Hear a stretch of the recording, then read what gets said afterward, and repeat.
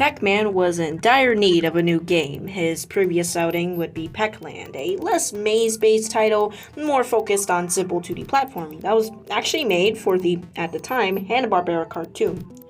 I have played Pac-Land via the recent Museum Plus compilation and main, but we don't really mention that because of reasons.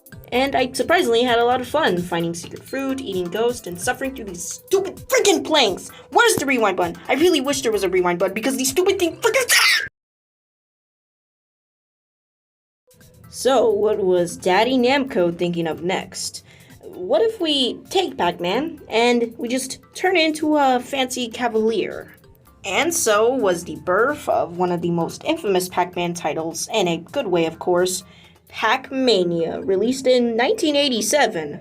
Judging by the random ghost shouting "Crazyman" and our main hero leaping for a high five, this already seems like one pack of a time. Not that one. Let's, however, dig further to see the quote-unquote plot of this game. So, Pac-Man supposedly went on vacation to Tahiti after whatever happened in Pac-Land. Now he's back and ready to Crazyman his way through a bunch of new mazes. I guess we could go and start up the game then, shall we? Oh wait, where's Kirby? I haven't seen him in a while. I should probably look for him.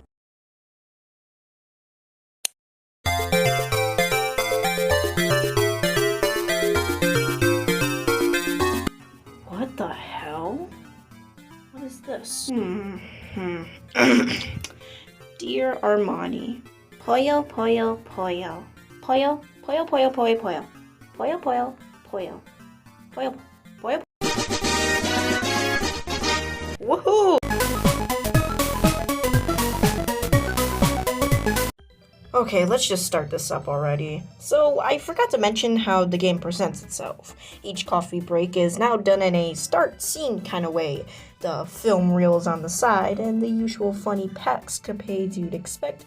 However, let me mention something peculiar on the sidelines. They got freaking Blinky and Clyde mixed up! What's even funnier is that they've even done this more than once. Pac-Man World 2, 3, freaking World Rally.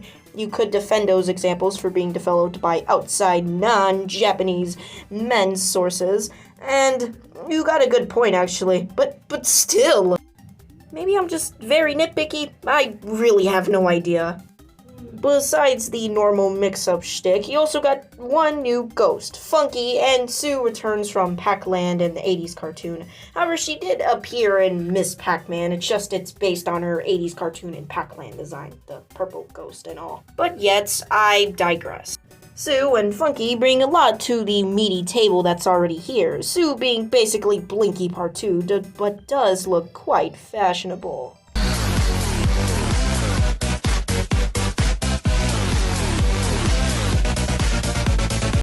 Funky, however, can jump. Well, starting with Sandbox Lands rounds, however. Which leads me to introducing the next other cool and new feature, jumping. With a push of the jump button, or whatever button you have, you can get an above vantage over the ghost, as shown in that Crazyman poster from earlier. With Funky, though, he can also jump when you jump, so you have to be cautious when utilizing it. This gives off a good risk for reward deal, play safe, or jump around a bunch. You could say it's a form of strategy too, which, yeah, it's pretty much that, but a little more simplified. Still, I adore this addition, even if Funky can go funk himself into hell. Just kidding, you know the vibes. Besides that new addition, you also have the power pellets returning. Oh, I miss them so much, you delicious, cheesy, creamy dots. Oh, yeah.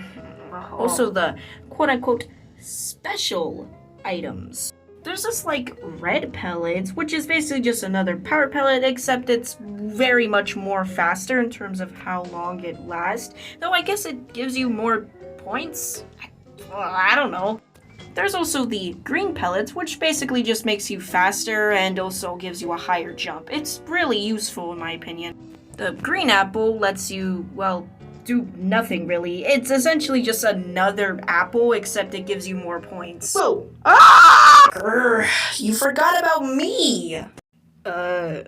What? Or about the comments? Are you being a comment hater? No.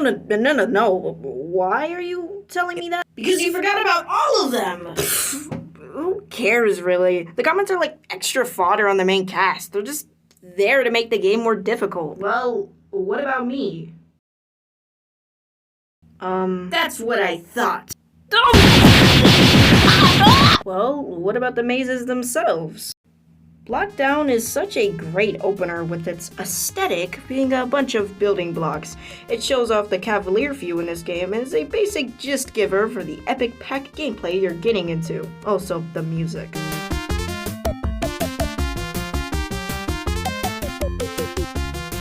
Pac-Man's Park is a big showcase of pack appreciation with its little packs on the side and Namco logo.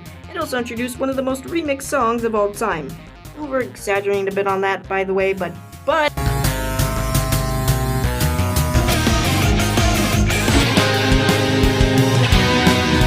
Sandbox Land is more pyramid-like, with the various random pyramid-shaped buildings around and funky jumps. What the? Jungly steps. Oh my god.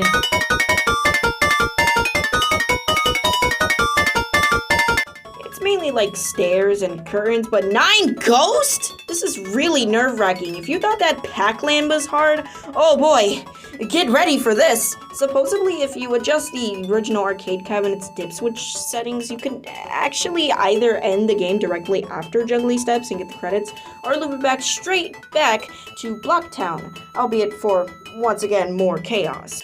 And finally, the staff credits play. Wow. Oh my god.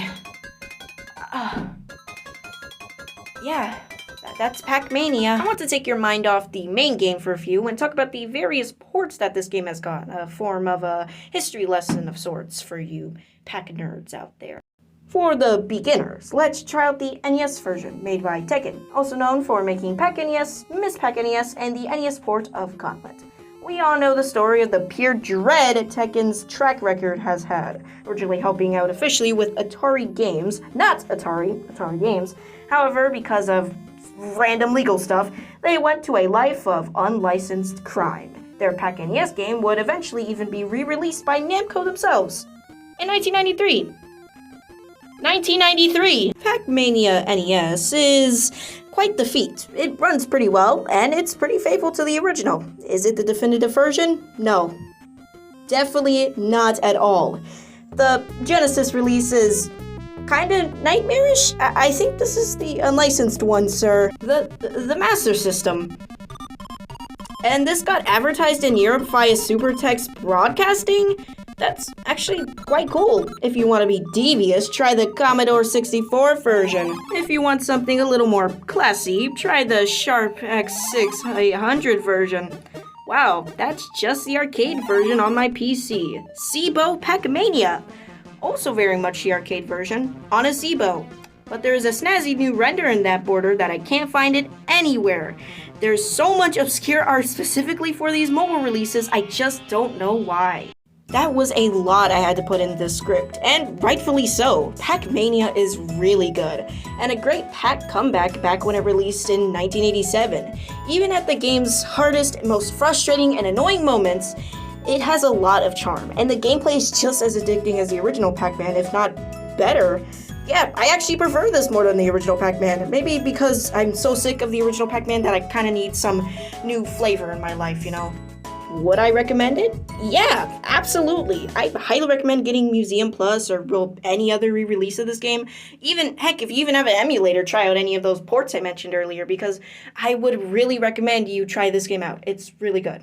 I love it. Also, Pac-Land. Also really good. I wish I could make a video on it, but alas, this whole retrospective is based on maze games. Not platformers. Sorry. Attack!